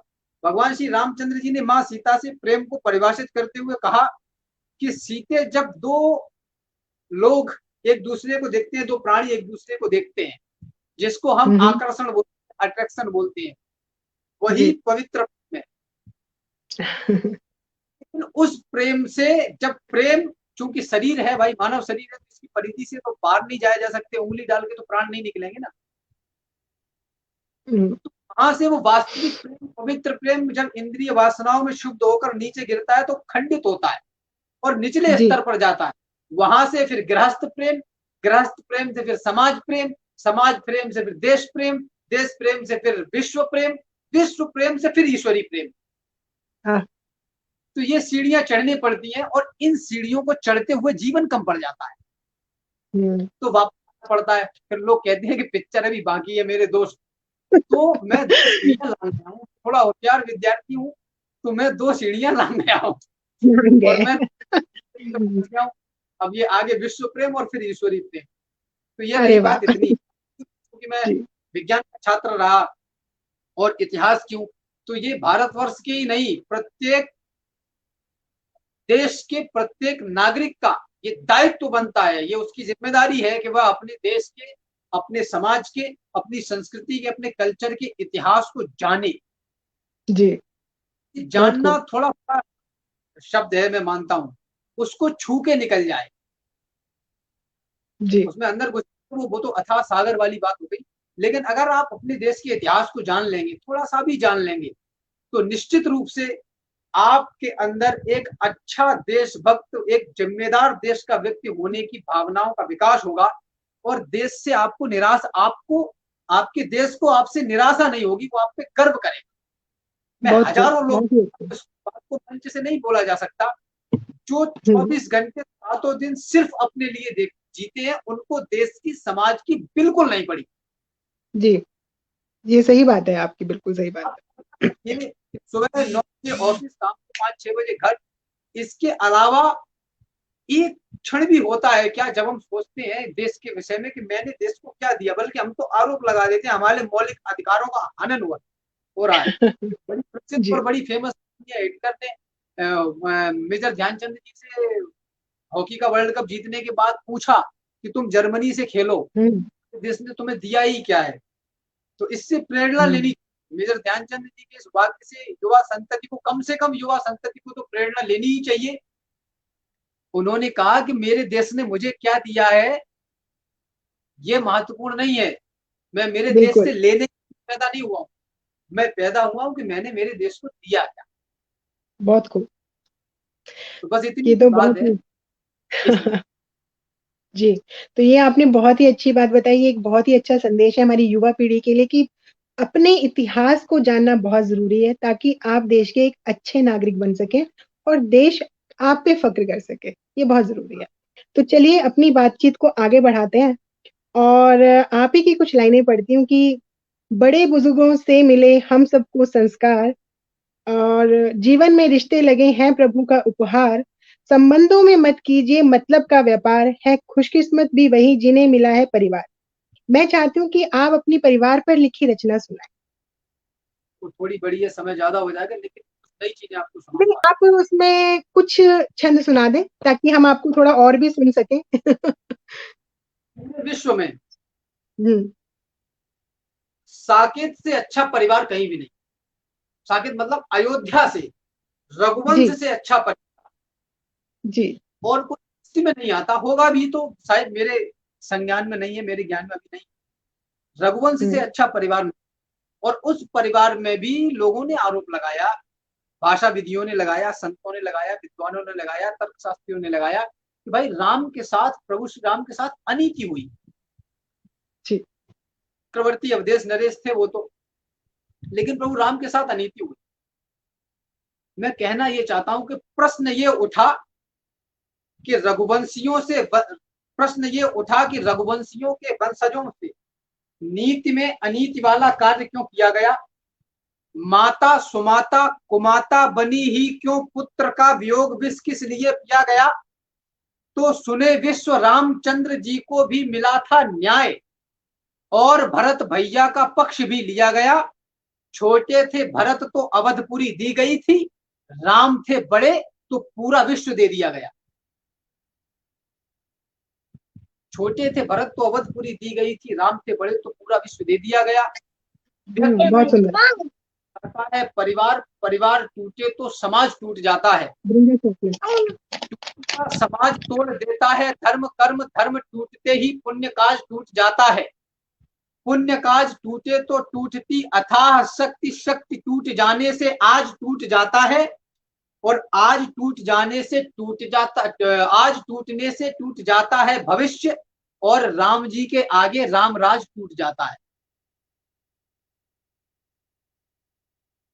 परिवार से ज्यादा महत्वपूर्ण आप विकास की, मानवता की कल्पना नहीं कर सकते।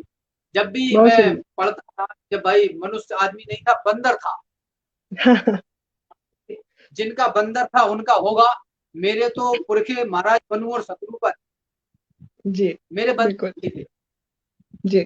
तो कहते हैं कि बंदर, लेकिन तब भी झुंड में रहता था, तब भी इकट्ठा रहता था जी। ये परिवार की शक्ति को आपको समझना ही पड़ेगा। चक्रवर्ती राज था, अवधेश कहलाते थे वो, 4 पुत्रों के पिता प्रथवेश कहलाते थे वो, 10 दिशाओं में हुक्म चलता था जिनके नाम का, जिनके आंगन में हुआ अवतार था प्रभु राम का, जिनके आंगन में स्वयं ब्रह्म आकर झूमते, जिनके दर को देवगण समझकर झूमते, जिनके हथियारों के आगे शत्रु दिखते ही न थे, भागते थे प्राण लेकर रण में दिखते ही न थे, वही दशरथ आज चौथेपन में देखो डर रहे, परिवार की दूषित कपटता में उलझकर मर रहे जी। तो वचनों की सुनहरी रीत रघुकुल की सुनो, पुत्र की माता पिता प्रीत रघुकुल की सुनो। एक तरफ है राज्य और दूसरी तरफ माता पिता, एक तरफ वैभव और दूसरी तरफ जलती चिता, एक तरफ है ठाठ सत्ता का बड़ा अधिकार है, एक तरफ माता पिता और भाइयों का प्यार है, एक तरफ शासन है, शासन का बड़ा उत्कर्ष है, एक तरफ 14 बरस का जंगली संघर्ष है। तो राम के बोले मेरी मैया सुनो, अर्धांगिनी सीते सुनो, गुरुतात और भैया सुनो, राज रघुकुल का हमारी रीत से बढ़कर नहीं, और भरत भैया की पावन प्रीति से बढ़कर नहीं। परिवार खुश ना कर सके तो राम किस काम का, नाम ना चरितार्थ तो नाम ही किस काम का। छोड़ सिंहासन हृदय की आस को चुन लिया, और राम ने 14 बरस वनवास को चुन लिया। बहुत सुंदर, बहुत सुंदर। हमारी शिकायत होती है कि मैं तो प्यार करूं, मैं तो परिवार इकट्ठा रखूं, लेकिन वो सामने वाले लोग नहीं मानते। लेकिन तो बराबर प्यार करें। बहुत सुंदर। नफरत कर रहा हो, दूसरा फिर भी प्यार कर रहा हो, ये अद्भुत है। इसके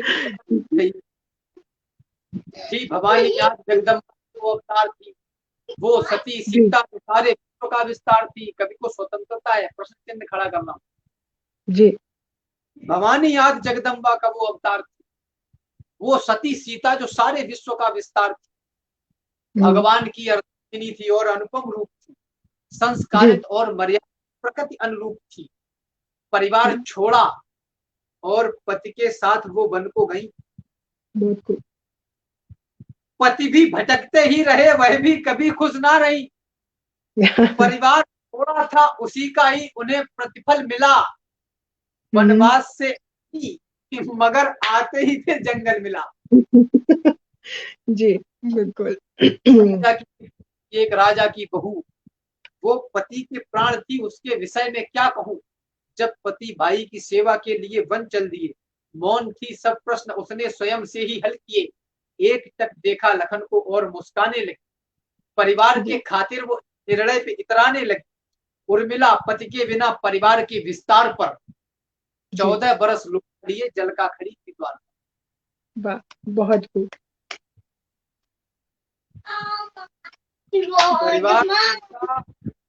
परिवार परिवार टूटा तो महाराणा की दुविधाएं बढ़ी, जंगलों में घास की रोटी उन्हें खानी पड़ी, राज सिंहासन मुकुट सब दूर उनसे हो गए।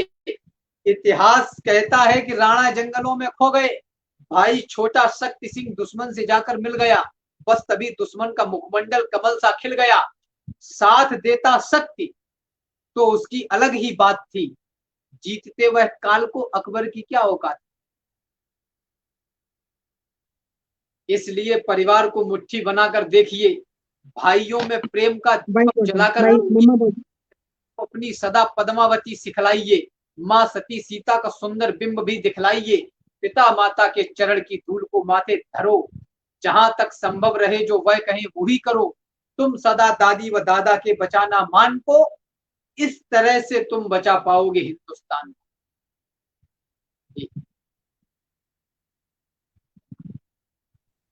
बहुत खूब, बहुत ही अच्छा संदेश।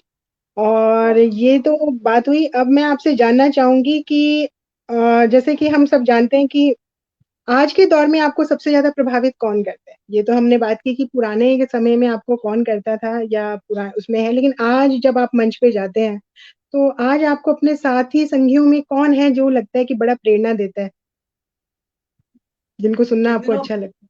आज के साहित्य में दो प्रकार के लोग हैं जी। एक वो लोग हैं जो लिख बहुत अच्छा रहे, ओके।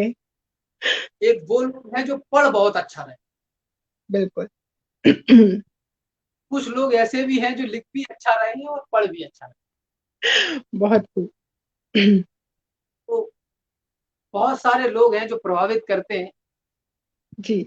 उनके नाम के नीचे अंडरलाइन करना उचित इसलिए नहीं होगा क्योंकि वो सबके सब बहुत खूब। मैं चाहता हूं कि कोई किसी को ये लगे कि राम के भला व्यक्ति बहुत ज्यादा करीब है, क्योंकि ये सारे ही करीब हैं। प्रेम स्नेह के समक्ष ढोल ईर्षा के बजते नहीं है, बजाए नहीं जाए। धन और वैभव के तो भगवान श्री रामचंद्र और भैया लक्ष्मण वहां गए हैं जनकपुर, तो लक्ष्मण जी कि हम जनकपुर घूमना चाहते हैं, तो प्रभु ने कहा ठीक है, क्योंकि भाई महाराज जनक मिथिलेश थे, विधेयक थे, तो उन्होंने एक लड़का एक दूत उनके साथ भेज दिया, उसने पूरे दिन नगर घुमाया और पूरे दिन नगर घुमाने के बाद में उसने शाम को कहा, प्रभु से कहा कि चक्रवर्ती अवधेश नरेश के कुमार दो हम धनहीनों से नेह क्यों बढ़ाएंगे, आप तो विमल सभ्यता एकता के रूप, हम बलहीनों को समीप क्यों बुलाएंगे, भले हैं बुरे हैं खोटे हैं खरे हैं सत्य कहें मित्र हैं भूल तो जाएंगे। तो भगवान रामचंद्र जी ने कहा कि हे मित्र मन मानस में पाकर स्नेह नीर, हे मित्र मन मानस में पाकर स्नेह नीर, कमल समान सदा फूले हैं वह फूलेंगे। चक्रवर्ती राज क्या है, तीनों लोक सुख प्रेम के मुकाबले न तुले हैं न तुलेंगे, और कारबार जग के हजार बार भूल जाएं, किंतु प्रेमियों के प्रेम को न भूले हैं न भूलेंगे। जो निश्चल है समदर्शी है वह मुझे प्राण से प्यारा है, बस वही मेरा हो सकता है जिसने अभिमान को मारा है।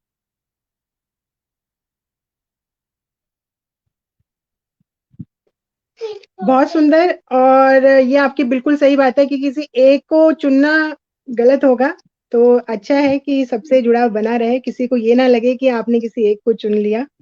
तो मैं अब आपसे पता है कि कौन राम का आदमी है और राम किसका आदमी है। तो उसको मंच पे ना कहा जाए, मतलब वो दिलों से जुड़ी बात है। चलिए, तो अब लेकिन ये यही तो पशु प्रवृत्ति है कि आप ही चरें। सही है।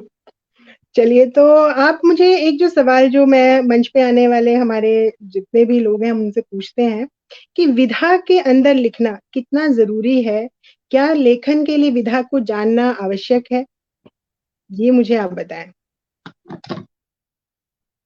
शिशुपाल सिंह शिशु जी लिखते हैं, कविता वह काम धेनु है जिसके चार चरण सर्वदा कल्पना वन में विचरण करते हैं। सुने वो तमाम लोग जिनको लगता है कि विधा आवश्यक है, नहीं विधा तो विधा तो अलग विषय हो गया। विधा तो ये हो गया कि आप किस विचारधारा को अपनी कविता में कहना चाहते हैं। ये तो स्ट्रक्चर हो गया, कविता की रूपरेखा हो गई। कविता वह कामधेनु है जिसके चारों चरण सर्वदा कल्पना वन में विचरण करते हैं। यों तो छंदों से बंधन मुक्ता है, फिर भी छंदों में उसके रूप निखरते हैं। कोई भी कृति आकृति के बिना अधूरी है। कहीं की ईंट कहीं का रोरा, भानुमति ने खुरमा जोड़ा। कोई भी कृति आकृति के बिना अधूरी है। संदेश हमें यह प्रकृति सदैव दिया करती। कहने को काव्य भी कविता होती है, लेकिन जी। वह छंद कभी न जिया करती। वाह, बहुत खूब। अतिथि मात्र हो या पात्र हो मणियों का, जी। कुछ पीने को हो सुधा तभी तो पी जाए। आहा, पिंगल की मिट्टी से कोई छंद बने, जिसके वाह द्वारा कविता हृदयंगम की जाए। वाह। का वह दिव्य चित्र है जो अंतर पट पर बाहरी दृश्य से प्रतिबिंबित हो जाता है। कविता जी। वह वाणी है अर्जुन के गांडीवों का घनघोर बुखार उतरता है। जीवन जी। व मरण की बहन गुत्थियां खुलती हैं, स्पंदन रण से पार उतरता है। वाह, बहुत खूब। राम भदावर ऐसे है, जी। देवप्रिया जी ऐसे हैं, फलाने सिंह ऐसे हैं, दिमाग से हैं। एक स्ट्रक्चर है, एक रूपरेखा है। जी। बिना आकृति के, जी। कोई भी कृति आकृति के बिना अधूरी है। जी, बिल्कुल खूब। कविता उतरेगी। मैं इस बात को पूरी दावे से नहीं, पूरी आस्था और विश्वास से कह सकता हूँ जी। कि कविता जब उतरेगी जी। तो कुछ रूप लेके उतरेगी। जी, बहुत खूब। उसका रूप होगा। क्या छंद है, क्या बहर है, कैसी है, नहीं पता। मैं नहीं जानता कि पहली बार किसने घनाक्षरी लिखी होगी, जी। लेकिन जिसने भी लिखी होगी उतरी होगी जी, पहली बार। और फिर हम बिल्कुल। उन्हीं के पात्र से टपके हुए कुछ अमृत को बार बार पीते हैं, बार बार पढ़ते हैं, तो फिर हमारे ऊपर भी उतरती वाह। है। ऐसे तो तमाम लोग, जो जी। सबसे बड़ी बात मैं आपको बता दूं जी। जी। कि होता है, हम्म। बना नहीं। जी, बिल्कुल सही वो तो बात है। होता है। वो और ये भी नहीं है कि भगवती पैदा ही करती है कवियों ने, वो कभी भी किसी को भी बना सकती। माँ का बहुत आशीष जिस पे होगा, आया वो घुटनों बनेगा। घुटनों घुटनों घुटनों आया पानी। ऐसी कविताएं भारत भूषण जी ने लिखा, राम की जल समाधि में। तो ऐसी कविताएं जब उतरती हैं तो वो अपने रूप में उतरती हैं। बहुत खूब। फिर बस घटाएं खोल के रखिए तो भगीरथी को जी। धारण करने के लिए, नहीं तो निकल जाएंगे जी। इधर जी, उधर बह। और जिनको लगता है बिल्कुल। कि ऊंट के पीछे ऊंट बांध देने से कविता होगी, ठीक है, अपनी आपका मैसेज पहुंच रहा है, फिर वो बात है। यहाँ पे एक बात और मैं कहना चाहूंगा। इसी साहित्य में एक विधा और होती है जिसे हम चंपू साहित्य कहते हैं। कम लोगों को जानकारी जी। संभवतः होगी, मुझे अभी नया नया संज्ञान में आया है, पूरी इसके बारे में विस्तृत जानकारी नहीं, लेकिन बता देना चाहता हूँ। चंपू साहित्य भी होता है, उसमें कविता गद्य की तरह और गद्य कविता की तरह, मतलब ऐसा गद्य जिसमें लय हो, जी। तो वो भी कविता है। छंद मुक्त भी कविता है, सारी कविता है। लेकिन जुबान पे लोगों के मानस में कविता सम्मोहन का नाम है, कविता सम्मोहित कर लेती, कविता हृदय परिवर्तन का विषय है। और अगर वो किसी रूप में नहीं होगी, किसी स्ट्रक्चर में नहीं होगी, तो निश्चित रूप से वो उतनी प्रभावी नहीं होगी। इसलिए, और ये छंद सीखना या बैर सीखना, ये कोई रॉकेट साइंस नहीं है। आपको जी। बस भगवती के सामने अपना पात्र खाली करके उससे कहना है कि माँ मुझे दे दे, वो देती है, मांगिए तो देती है। देखो। लेकिन जी, सेटिस्फेक्शन के लिए, अपने ईगो के लिए कि नहीं जो मैंने लिख दिया है वही श्रीवाणी है, तो माफ करिए, हर साल लाखों की संख्या में किताबें छपती है और उनमें सिर्फ चने ही बिकते हैं। जी। भाई थोड़ा सा धीरज रखिए, धैर्य, धीरज जी। धरम तो उतर पारा। जी, जी, जी, गोस्वामी जी, बहुत खूब। जी। बहुत ही अच्छी आपने ये मैसेज दिया, हमारे जो दर्शक हमसे जुड़े हुए हैं, उनके लिए एक अच्छा संदेश है। इसके अलावा आप हमारे जो युवा दर्शक हमें देख रहे हैं, उनके लिए कोई संदेश देना चाहेंगे? युवाओं को संदेश देना ये सबसे मुश्किल क्योंकि फिर भी कुछ तो। आप जब 17-18 या 15 से 18-19 साल के बीच में रहते हैं, तब आपको लगता है कि आप दुनिया जीत लेंगे।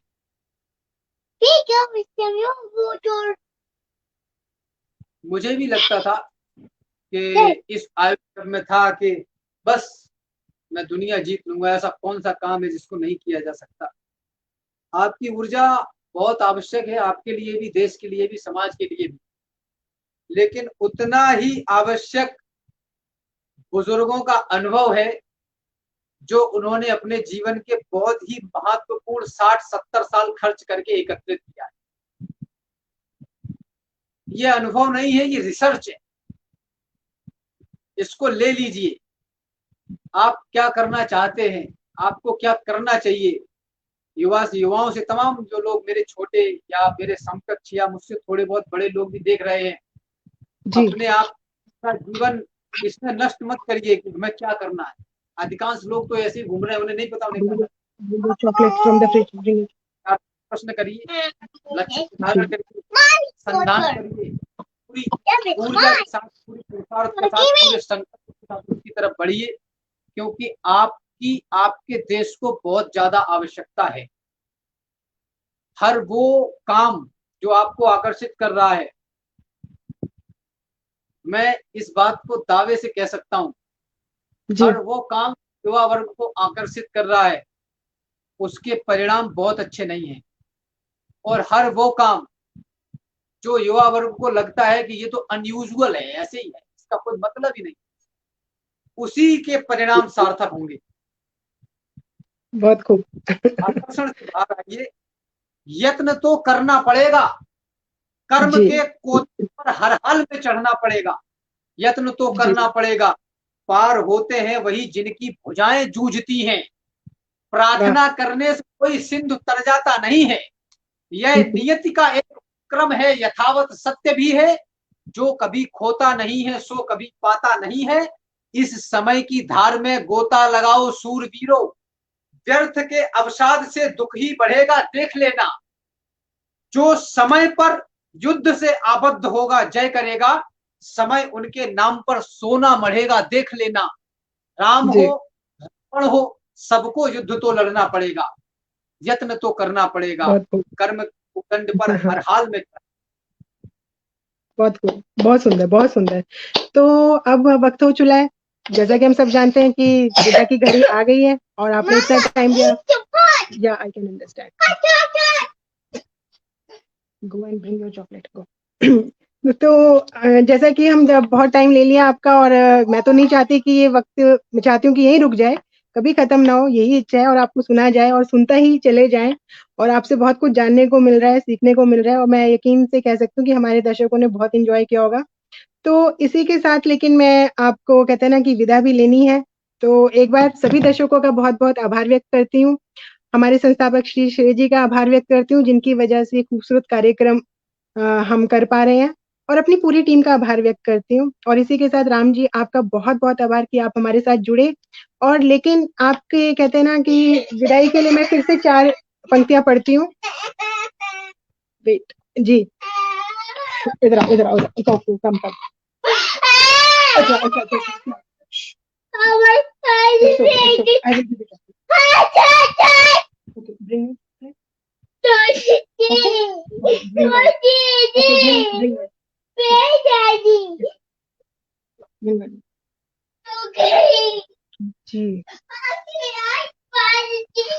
तो मैं आपसे विदा लूंगी, और अपनी इन पंक्तियों से आपसे विदा लूंगी कि आप यूं ही सदा जग में हंस के आगे बढ़ते रहें, नया कलाम और नया इतिहास बच रखते रहें। आपका, आपकी रचनाओं का हो अपना आसमां, आप हमसे, हम आपसे बस यूं ही मिलते रहें।